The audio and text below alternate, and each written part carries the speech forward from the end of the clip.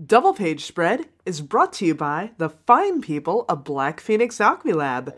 Every single week, I tell you all about their incredible fragrances, their decadent and unique scents, and this week is no different. They have ones based around the idea of Fat Tuesday, or Pancake Tuesday, as it's called in other places.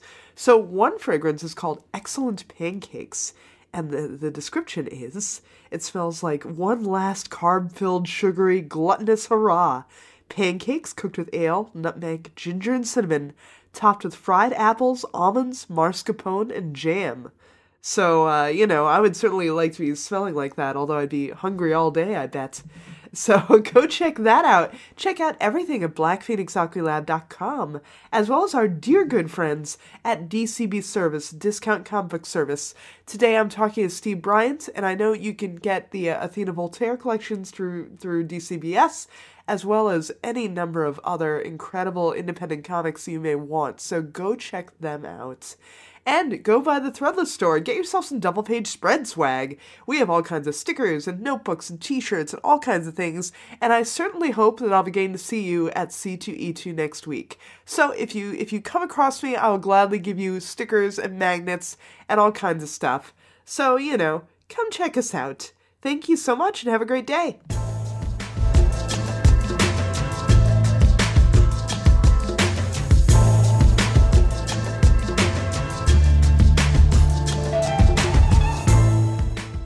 Hey there, welcome back to Double Page Spread. I am your host, Wendi Freeman, and tonight I'm joined by someone who I have not gotten to talk to enough in a very long time, Mr. Steve Bryant. You're way too kind. It's good to talk to you, too.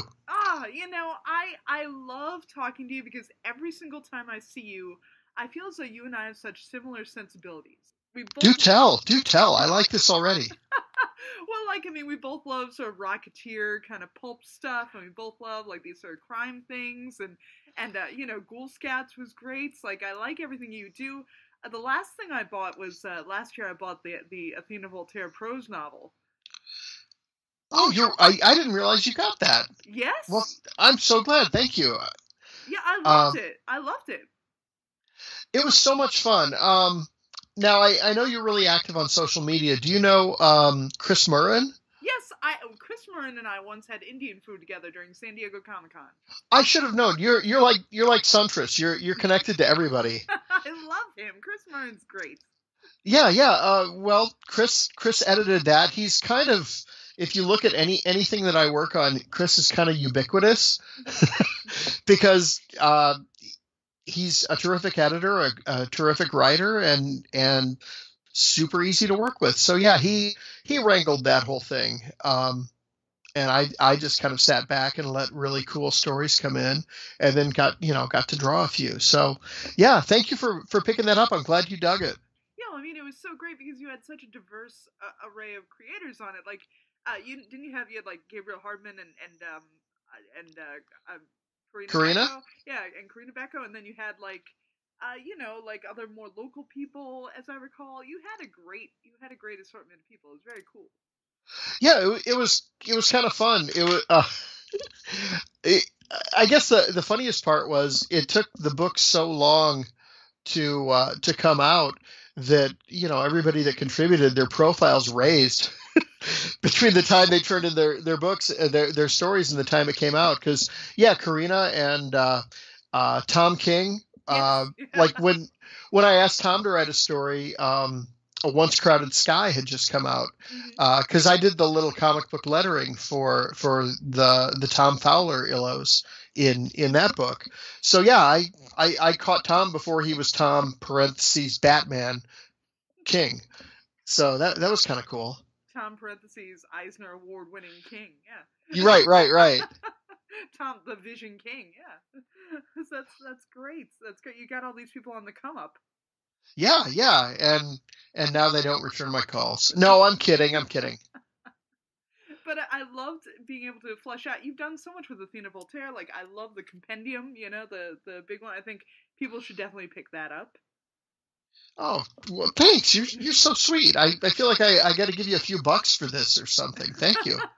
I've gotten what I get. I think I got a Rocketeer print from you. I've gotten so much stuff from you over the years.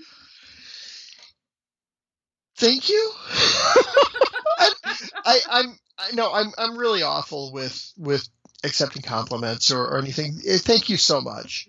You know how much of a pain it is to try to put any creative endeavor out there. So it's really gratifying, when you lose track of how you met somebody and they, still support your work because you view everybody as your friend. I don't know. Am I making sense with that? No, it's true. And especially when you've been friends with somebody for so long and known of their work for so long, and you kind of forget, like everybody's, and when you go to conventions, so many conventions, you tend to lose track of how you know people. Yeah, it's just kind of this weird familial thing. And it's always gratifying whenever anybody, that and like hanging out with says, "Oh, I read your thing too. Oh, that's cool. I just wanted to catch up on life too." So yeah, thank you so much. Yeah, but now you're branching out from the pulp. You're branching out from that pulp sensibility, and you are moving into more of a very cool sort of fun crime romance action story. Yeah, I realized, God, it's probably been like 5 or 6 years ago that there's no way that I can draw everything that I want to write, and I keep getting story ideas, and frequently they kind of sit for a number of years until I can find a collaborator. That's what happened with Ghoul Scouts, and I've got a few other things like that too, and God, maybe this goes back like as much as like 9 or 10 years. I can't remember. But I really, I love Elmore Leonard, which I kind of came to the first time that I saw Jackie Brown from Quentin Tarantino, which is my favorite Tarantino movie. Mm-hmm. And, I ended up reading Rum Punch and Out of Sight, and then was a tremendous Justified fan. So it was cool to see how there was almost this back and forth trade-off as Justified was on and Leonard was writing some of the later Raylan stuff. So yeah, all of that kind of coalesced over the last few years. But the initial idea was the bail bondsman kind of mentality from Jackie Brown and the incredible Robert Forster, the exceptional Cherry. Let me tell you, and I've said this on shows, and I will say it anytime anybody remotely brings it up, but Jackie Brown is like my favorite romance. No, it's so great. It's just such a great movie.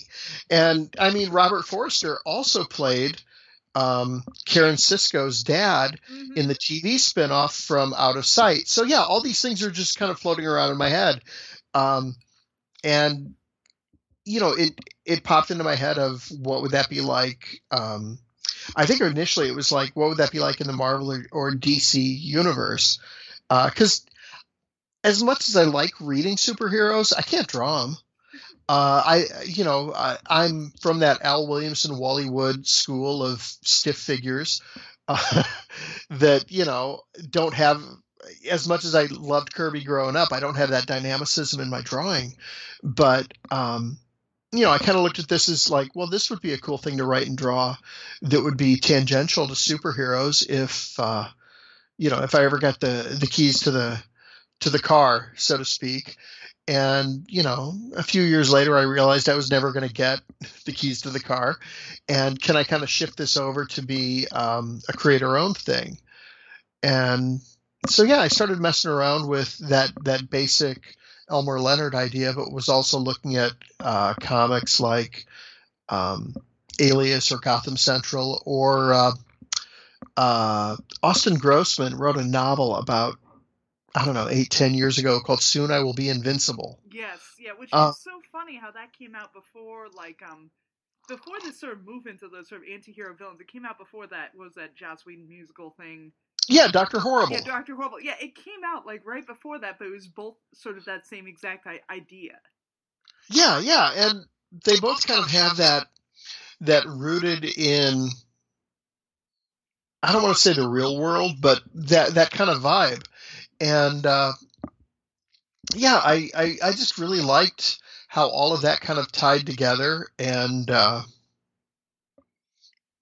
it kind of fit with my my little bail bondsman story. So I started writing a script, and it was hard to find an artist, and I eventually pitched it to Ismael Canales, who drew the first arc of the Athena Voltaire ongoing. And Ishmael's a co-owner on it, but it was one of those things where I didn't have the money to pay a page rate at the time. So, I would prefer to do a Kickstarter where we put it on there and it's already done and all of that. But that's not realistic in this instance. So, we set up the fund to try to get funding for his page rate as well. Boy, I've really kind of rambled. I'm sorry. Anyway, that's the the whole backstory on the book. Well, I wanted to ask you, speaking of Elmore Leonard TV shows, have you been watching Get Shorty? I have not. I don't have whatever network that's on. Well, it's now on, I forget whether it's on Netflix or Amazon Prime, but it's streaming. That first season is streaming now. And okay, I'll have to look because I was curious about it. Yeah, Ray Romano is good. Well, he was on that music series on HBO that lasted about a week or two. Oh, Vinyl? Yeah. Mm-hmm, mm-hmm. Well, okay, if we're comparing notes on Leonard-esque shows, have you caught Sneaky Pete on Amazon Prime? I have not. But that's Giovanni Ribisi, right? Yeah, and it's Graham Yost, who was the showrunner of Justified. Oh, okay, all right. Now you're selling me. Yes. Oh, so good. So, okay, here's our homework. I will catch up on the first season of Get Shorty, mm-hmm. and you'll check out Sneaky Pete. Sound fair? Sounds perfect. That sounds okay. Perfect. Yeah. Also, what's the other show I want to watch? That guy who was on Saturday Night Live, where he's playing a hitman who's trying to take acting lessons. Barry. Oh, Barry, yeah, on HBO. My son and I watched the first season. We didn't know what to expect. We were expecting it to be funnier, but it's spot on. It's really good. That's like another show that was on Cinemax that only lasted one season. I really loved. Did you see Quarry? I did not. It was really good. It was that dude who is an upgrade who looks exactly like Tom Hardy. You know what I'm talking about? It's that one actor who looks just like Tom Hardy, but he totally isn't. And so he plays, it's set in the 70s. He's this guy who comes back from Vietnam and he ends up becoming a hitman because that's all he can do. And it's I haven't even heard of this, but it sounds like something that's totally in your wheelhouse. And it sounds good. It's very good. It was very good. It only lasted for one season. Apparently it's based on some novels too, so...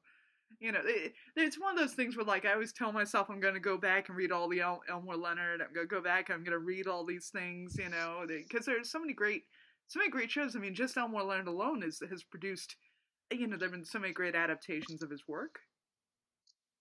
Yeah. Well, Leonard, and then, that same kind of subversive humor in his stuff always kind of reminds me a little bit, Leonard was there first, but I always think of Carl Hiaasen also. Mm-hmm. And then Hiaasen kind of leads you down that whole path of writers that specialize in Florida nut job crime fiction, and Dave Barry wrote a couple of those. So yeah, I mean there's a lot of stuff that's just so much fun that I feel like I'll never get to all of it. That's really a subgenre, Florida. Yeah, it feels like it.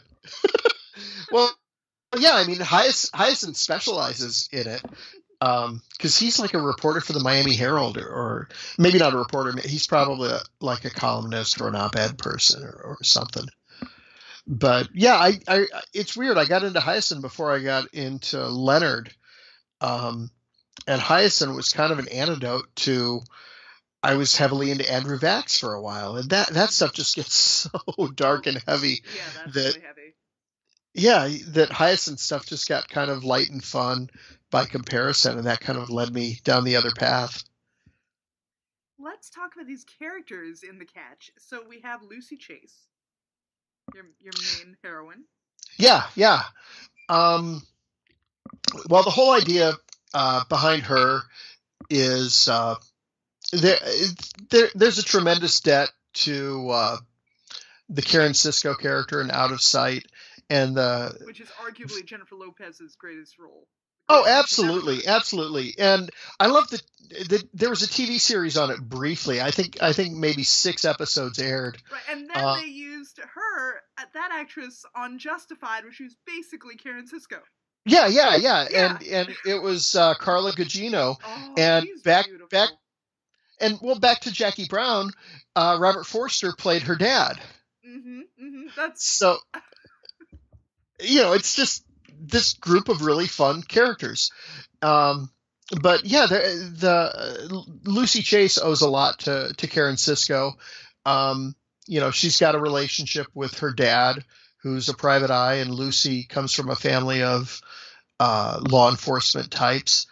But she has issues with her mom. So her mom happens to be in charge of the superpowered division of the U.S. Marshals, and she and her dad are divorced. So Lucy kind of bailed on Quantico and decided to work for a bail bondsman instead, specializing in superpowered bad guys, mostly because she didn't like rules and it was kind of her form of rebellion.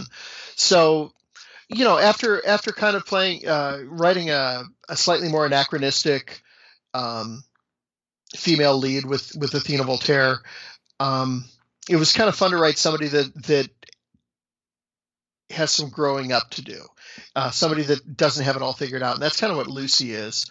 And like her brother is an assistant district attorney, so he's like, her mom's pride and joy, and then the dad. If you're a PI, you probably play a little faster and looser than somebody that's in charge of a law enforcement thing. So Lucy is half of our leads. Really flawed and really fun to write. Well, do you find? I feel like there are things like Midnight Express, where it's very, very much about that sort of bounty hunter versus straight law enforcement dynamic, and that's like a lot of fun to play with, because usually your bounty hunters are usually ex cops or whatever who become disillusioned in some way. Yeah. And that's kind of the template that she's coming from as well. Hopefully, there's going to be room to grow with the character and have some nuance, so it's not just me pointing out where she's influenced by, and hopefully the character is more than just a cipher. I hope. So let's talk about the other character. Let's talk about her partner there.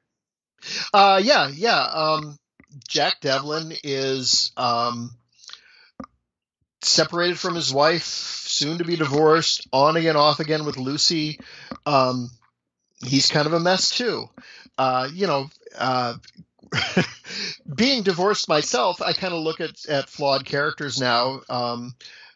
And I never dated anybody when I was separated. I never dated anybody that was a bounty hunter, but I can kind of put myself into that position and just look at the fact that as a human being, 10 years on or 15 years on or whatever, I know that wasn't the best version of me, the one that was separated. So I can kind of look at this character and go, okay, he's a bit of a screw up.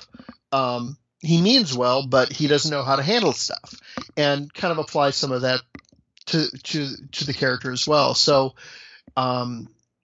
he and Lucy have an on again, off again relationship, but his boss happens to be Lucy's mom. So there's all kinds of complications there too. And it's just kind of fun to have these characters that are flawed, and you don't really draw on your own life, but you can remember screwing stuff up and kind of applying some of those feelings there. Sorry, did I get to therapy session here? Well, no matter what the genre is, you're always drawing on your own emotional experience. Right. So, the familial dynamics, you can kind of look and go, oh, yeah, someone is either working out problems with their parents or looking at, somebody else when they were growing up. You kind of put some of that in there. Um, so, yeah, I don't know, it's fun. Did you intentionally make Jack Devlin have a very sort of Nathan Fillion look? Well, it's funny because he's described. Well, I tell people he's solidly on the Nathan Fillion, Timothy Olyphant spectrum. Mm-hmm. And I didn't realize when I was doing the reference, I was trying to give him more of Olyphant's brow line and jaw, and Fillion's smirk. So the mouth and eyes there. And I think I veered too hard left instead of hitting the center on between those guys. But yeah, I hopefully it doesn't take anybody out of the story. Hopefully it kind of gives you a bit of a smart ass quality. I think Ismael, who's doing the interiors, did a better job of kind of balancing the two characters. I think the variant cover I did, again, I'll just say I veered a little too far left instead of hitting the center lane. Well, he has that rakishly good looking, thing that both of those men have. Yeah, just kind of, again, the smirking smartass. But I also didn't want it to be one of those dynamics where, oh, look, you've got the smartass guy, so the female character has got to be uptight. Hopefully there's more banter between the two of them. I think we've talked before about like screwball comedy movies and just the back and forth banter, and I feel like that carries through perfectly regardless of the era. It doesn't just apply to a 1930s thing. Do you watch like Brooklyn Nine-Nine? Oh, of course, I love that show. Yeah.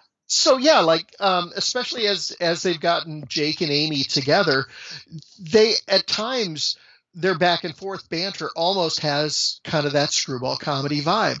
So yeah, it's fun to look at these kinds of characters. And obviously a sitcom is different than a comic, but they're still flawed and they're still kind of back and forth and supportive of each other, but also figuring stuff out. And I don't know, it's just kind of fun to look at some of these things and see how other people are applying what I think are the same influences. Right. Well, I mean, I had compared it to like the Thomas Crown Affair. Like I like it very. It's very kind of sleek between them. I like that. I am thrilled with that compliment. So thank you. I wanted to ask, are you familiar with there's that ABC show, The Catch? That's about the woman who's the private eye, and she's dating Peter Krause as a con man. It was a Shonda Rhimes show, and when I saw it announced, I was like, "Well, shit." I'm sorry, can I swear? Yeah, of course. Because I had this idea already, and I'm not gonna lie. A big chunk of why I like the name is because it lends itself to a really cool logo. So I saw like, oh, Shonda Rhimes, the queen of ABC. I'm screwed. But her show didn't last. Like of all of her shows, I think she only got like 2 or 3 seasons out of it. So, I'm like, okay, hopefully it'll die down. But yeah, I was familiar with it, and there may have been swearing. Because at first I was like, is this like the ABC show?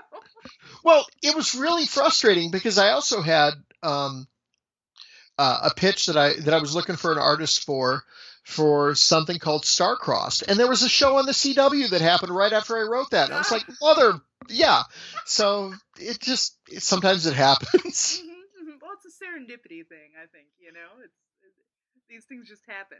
But I mean, luckily, unlike Grey's Anatomy, unlike that one, The Catch ended fairly quickly. Yeah, so... Which I never watched it, but I was like, this sounds right up my alley. Yeah, I didn't watch it either, because once I heard the name, I was like, well, I don't want to be derivative. Right. Because, and also Peter Krause is another one of those rakishly charming, good-looking men. Oh, what was that? he had some. Well, it was only on for like maybe a season or a half season. The show about the like What, Sports Night? no it was after that. Dirty Sexy Money. Oh, yeah, I never watched that. It was really soapy but really cleverly done. Huh. And yeah, I thought that was such a nice change of pace for him because he was almost kind of the straight man in that instead of the rakish character. Mm-hmm. Um, Well, I mean, he was so depressing for so long on 6 Feet Under. okay, that's fair. That's fair. I forgot about that one. Yeah, it's like his biggest credit. Whoops. But Sports Night, he was witty and bantery. You mean he was an Aaron Sorkin character? Because That's everybody true. on Sorkin shows are just so clever, and I'm not saying that as a pejorative. It's just the dialogue just kind of bounces around Well, he's the creator of the effortlessly. Walk and Chalk. Yeah, yeah. Well, and again, it's weird because like my Aaron Sorkin show that I feel like that doesn't get enough love is Studio 60. I thought that was such a fun show. Who knew that out of the 2 shows that premiered that year about behind the scenes of Saturday Night Live, that 30 Rock was going to be the one that carried on? Yeah, well, and they were both good shows, but yeah, it's kind of funny to look at like Studio 60 and go, oh wow, it's Wolowitz from The Big Bang Theory. So see, I haven't seen it in so long that I wouldn't even think about that. yeah, he was like one of the SNL guys, and I'm like, well, I guess he landed on his feet. Yeah. Let's talk about Lucy's car. Tell me. Okay, Tell me yeah, sorry about that. So especially I drifted. No, it's all right. I love drifting. I'm speaking of cars. Yes, I love drifting. So we have a few different vehicles. Like we'll get into the supervillains in a bit, but definitely you've had some fun sort of designing vehicles in this, I think.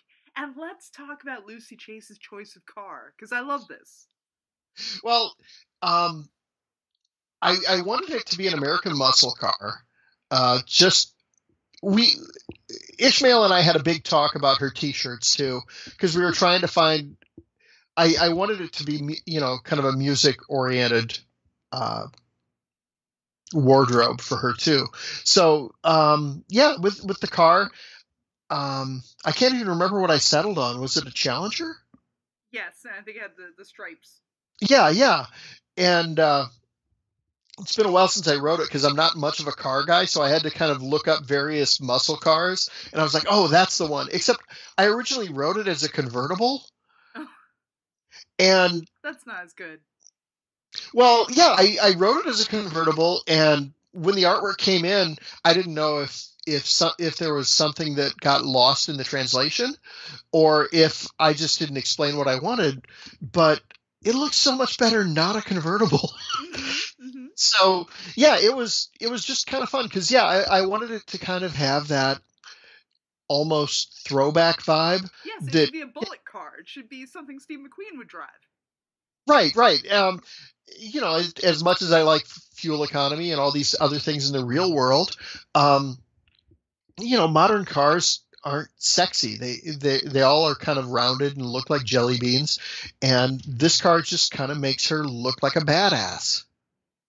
Well, it's interesting thinking about like things with anachronistic cars and stuff. Like I just finished watching Umbrella Academy on Netflix, and everything in that show is so incredibly anachronistic because it's supposed to be today, but it's all cars from the 50s and payphones and like stuff like that. And I like that. I like it when people mix times like that. I like the fact that somebody, maybe her dad had been restoring this car forever and it's just part of who she is. I like that idea. Yeah, I hadn't thought of it in terms of the anachronistic part, but no, that's a good point too. It just felt like the kind of, I don't know. I feel like in some ways the book is uniquely American, and not for good or bad, but like I don't think other countries have the same bail bond system that we do. So I mean, I don't know. No, John Oliver told me that, so I trust John. But he personally told you this? No, I know he did one of his featurettes on that. So at least that was my takeaway. I might have misunderstood it because he talks with an accent. Well, I'm just imagining you and John Oliver having a conversation about crime enforcement around the world. I would just shut up and listen because I have so much to learn. But no, it just kind of felt right to just have that. And like I said, Ismael and I were talking about like the music that she would listen to, and like in my head, half the time, "It's Your Thing" by the Isley Brothers is playing for Lucy as kind of her theme song. But of course, we couldn't afford that for the Kickstarter. But once again, that's kind of like what was it in the Shy Lights in Jackie Brown? Right. Yeah. So yeah, but Ismael and I talked back and forth, and it was like, is she just like strictly Motown? And we kind of arrived at classic rock. Also. So in addition to some of the funkier stuff like that, on the cover that I did, the variant cover, I put her in like a t-shirt with Blue Oyster Cult's Agents of Fortune cover, because I always liked that cover. So I thought, well, that fits with her aesthetic. So yeah, we're kind of finding her vibe, because I feel like fun stuff like that informs the character as well. I feel like James Robinson and Brian K. Vaughan both do that really well with their characters when they throw in pop culture elements. You're like, oh yeah, I could talk for a half hour with this character about music or cars or whatever. Starman was absolutely the apex of that. Like when he'd have a whole thing in the back just about what Viewmaster reels Jack Knight would collect. Yeah, and that to me, that was one of the first places I really noticed it. Mm-hmm. And in the first issue, I felt like it was, I wasn't sure how to take it, because I was buying it when it was coming out. Mm-hmm. And I was like, I don't know if this is an attempt to be too cute. But the more I read, the more I just kind of fell in love with Jack's world and all of Opal City, and just the way that he incorporated that. And my initial skepticism just gave way because it was so damn charming. Yeah. And it's also interesting, just because I love like anytime there are mixtapes or anytime any kind of like weird sort of backstory about characters, I think makes things more interesting. No, I agree. And I think that's kind of one of the cool things about like the era we live in, because somebody can put a Spotify list together and say this is so and so's list, or you can get little extras digitally that maybe couldn't find their way into the actual book. And yeah, I eat that stuff up. Absolutely. Let's talk about, so Lucy's mother also gets to have a romance, right? Yeah. Eventually, in the comic, because I am here for that. Again, just like Max Cherry and Jackie Brown, I want mature romance. Well, just as a side note, I still remember like TV shows and stuff going, oh, look at what happened with Moonlighting when they put the characters together, and always forbidding. See, but just like actual romance. Brooklyn Nine-Nine is a great example of when you take the will they or won't they and you put them together, you can't just have something be a perpetual will they or won't they. I agree, and I feel like that's like the perfect example of it. Some of the greatest Superman stories have been when he's married to Lois. Right, and for some reason I think we had a lot of years where the powers that be looked at married couples or couples that are involved as being boring, and I think that speaks more to the people that were making the decisions than it does to the characters, because you can do great things with these characters. So yeah, not too much of a spoiler, but yeah, that's right. I sent you the outlines and the scripts. So yeah, Lucy eventually, she's got to repair her relationship with her mom. So that's going to be an ongoing thing.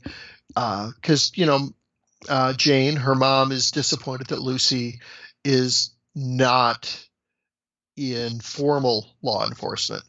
And, Lucy is getting over her rebelliousness. And then we're going to see Lucy's mom eventually has a suitor, and it's Lucy's boss at the bail bonds company, Leon Tillman. So it's going to be fun to kind of develop these family dynamics. Man, I'll just throw all the bits out just in case the Kickstarter doesn't get funded. It will. But it will. Go on. Well, don't even say if. Go on. Did I leave the part out that Lucy is divorced and the guy that she dated very briefly is actually in prison because he's a superpowered criminal? Because that just seems, if Elmore Leonard were writing a superhero book, he would have gone there. The roguish bad guy turns out to be the Prowler from Spider-Man or something like that. So that's kind of the vibe we're going with there. So yeah, I want to mess with these characters in a fun and hopefully respectful way of both genres. Mm-hmm. So yeah, Well, like talk about like the supervillain in the first preview you sent. What, Xavier Frost, was that the name? Phileas Frost. Phileas Frost. Like just that is so much fun. Like the design, the weird sort of steampunky ice design that you gave that guy is just kind of goofy.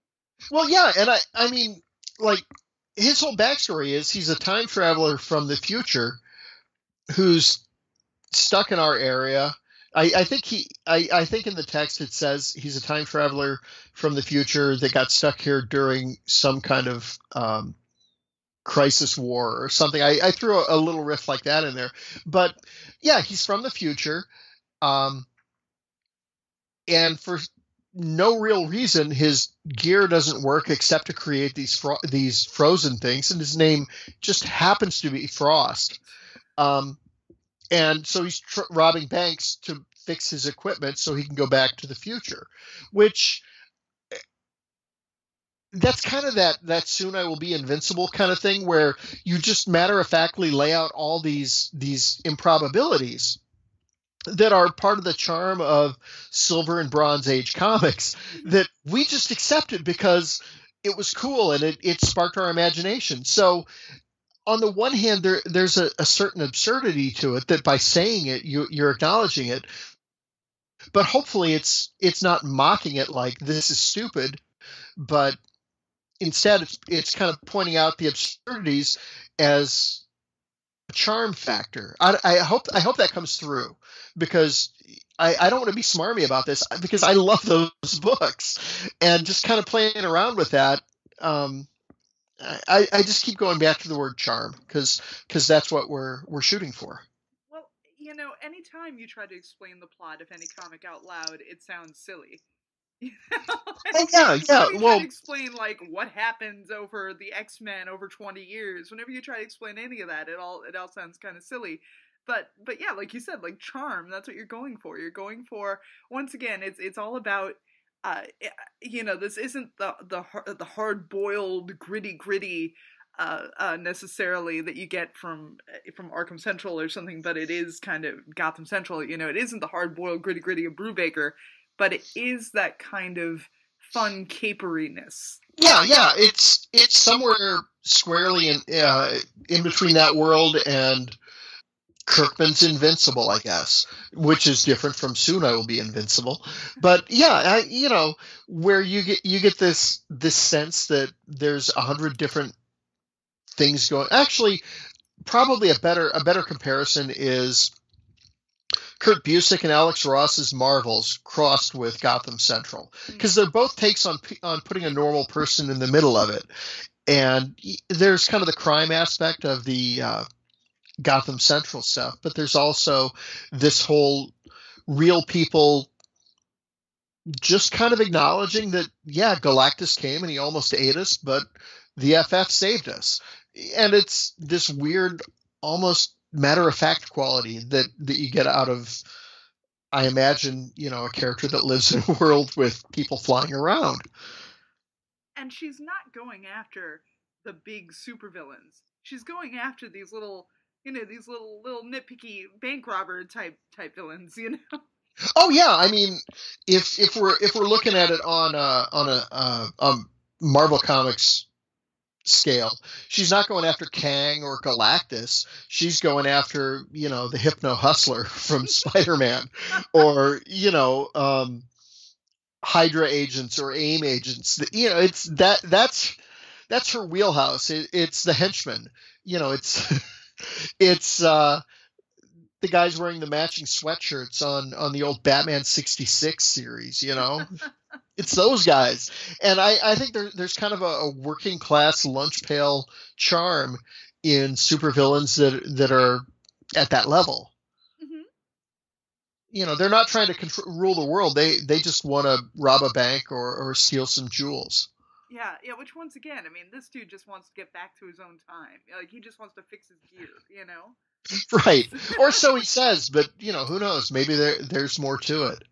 But yeah, he's robbing banks because apparently that's going to fix his time machine. So let's talk about the Kickstarter. About when's it run to? What are some of the rewards? What are we getting in here? Well, the main thing behind it is in trying to fund something like this, I took a page out of the Kickstarter that Action Lab ran for the Athena Voltaire ongoing series. I didn't want to try to fund or to try to make an entire graphic novel as the payoff, because it's going to take forever to draw that, and I don't want people to wait forever for their rewards. So we're kind of limiting it to a bunch of Ashcan special limited variant covers, but also we're trying to fund the entire series so that when we come back for a Kickstarter for issue 2, Ismael and Roger will already have it drawn and colored, and it'll come out a little faster. So yeah, with the rewards, the basic reward is a digital PDF of issue 1. We're offering it in English and Spanish because both Roger the colorist, and Ismael the line artist are both from Spain. So we thought it would be cool for us to do kind of bilingual PDFs. So you get the English and the Spanish version, and you get your name listed in the book. And so that's the basic reward, digital, and then everything builds on that. We've got the main cover, which you can get that with the digital books, and we got a bunch of variants that you can mix and match, all the way up to like a box set that has a limited custom box with all 6 variants and all the pretty much every reward below it, thrown in a box. That's awesome. So I rambled again. Jeez, rein me in. Let's do quick question and answers, because otherwise I'll just talk your ear off. No, this is what I like to hear. I love this stuff. That's great. And you also have some limited Athena Voltaire art. Yeah. I did a poll on Twitter asking what kind of original art rewards people wanted. I asked about like Athena Voltaire stuff, or commissions, or little pop culture-y fan art things. And I'll probably offer all 3 of them. Just, we have 3 more weeks to go, so we'll keep adding stuff. But the largest response was for Athena original art. And it's weird because I've got less and less of it because I switched to digital a few years back. So as I'm selling the stuff off, I'm going, oh crap, I'm getting into one portfolio. So yeah, we've got a couple of covers, like a wraparound cover from the Complete Webcomics. We did a crossover with the Black Coat when both of our books were at Ape Entertainment. So there was like a 2-part cover that I did for that. So it's like 17 by 22 or something. And then some interior Athena pages from the compendium and from our miniseries, The Volcano Goddess. Cool. That's so yeah, awesome. lots of that. Well, also another thing I appreciate that you do is I think you do write strong female characters. I think you do write very, very practical, sensible, great women. And you can see this with Lucy. Like, Lucy is also, she wears practical looking boots. She seems like, her hair is very neat. Like, her and Athena are both very sort of cut from that same cloth in different time eras, I think. Well, first of all, thank you. But it's kind of weird. I don't know if I mentioned this story to you or not. So if I have, just, stop me. But like with the Athena stuff, when I first pitched that around the early 2000s, there was one editor that specifically told me, more cleavage and stuff like that. And I didn't do it, but I mean, the outfit had a bit of cleavage. But I was like, no, I'm not gonna, bad girl this up or whatever. And again, early 2000s, I felt like I was bucking a trend when you had all these gals in, bikinis and stuff like that. And it's funny, when the compendium came out, the podcast Out of the Fridge reviewed it, and they really liked it, except they said she looks like she's falling out of her top. And I puffed up my chest, and I was all, don't they know that, people told me to show more cleavage, and I was all offended. And then I thought about it for a minute, and I was like, well, shut up and listen. Yeah. and because this is like at the same time that Frank Cho and J. Scott Campbell were alienating a good part of the audience because they knew what's best. I love both of those guys' work too. Mm-hmm. But yeah, I had to think for a second and go, well, the audience has changed since, 2005 or whatever. Maybe you would do well to listen to the changing audience. And so, yeah, my offense lasted for about 20 minutes. And I was like, yeah, they're right. See, and so as a woman, what? I appreciate that. Well, I mean, yeah, at the time, I thought I was doing right, but the thing is, you can't really tell somebody, don't be offended at this. You can just listen to it and try to learn. So I'm flattered that you like how I write women characters, and I'm trying to do better, but I don't want to. I don't want to rest on my laurels, because there's a lot to learn about just people in general. But thank you. Well, I appreciate it. Thank you. And yeah, once again, like, you can't. It's so hard not to be reactionary when someone points out something that they're offended by. Like, it really is just a learning experience. And things have changed tremendously even in the past 2 years. Things change all the time. Perceptions of things, and the words we use, the language we use, the way that we interpret things. So yeah, that's all you can do, is like maybe interpret something as like well, the next Athena Voltaire will be, or whatever. Like, they change it all the time. Vampirilla's got a jacket now, whatever. Right. And I mean, it was a couple of years ago. J.M. DeMatteis. I wasn't reading whatever Justice League in the Future book that he was doing, but there was something that offended part of the LGBTQ audience, and I don't want to try to say what it was, because I'm going to get it wrong, and I don't want to offend anyone. And meanwhile, but J.M. DeMatteis is a saint. Let's just say that. But I don't think he would ever intentionally try to offend people. Well, yeah, and like, people on Twitter were upset with him, and he just came right out and essentially said something to the effect of, I'm an X years old man, like 50 or 60 or I don't know how old he is, and I'm not trying to be insulting. Right. But he's an older man, of course, yeah. Yeah, I'm X years old, and the lexicon is changing rapidly. I don't mean to offend, and I want to do right. So please have some patience with me. And, I get people that are tired of having to explain themselves to others. And, I understand the thinking that, it's not my job to educate you and stuff like that. But I would imagine it's a lot easier to cut somebody slack when they just come right out and say, look, I am so sorry. That was not my intention, and kind of own the issue rather than say, don't be offended. Yes. Yeah.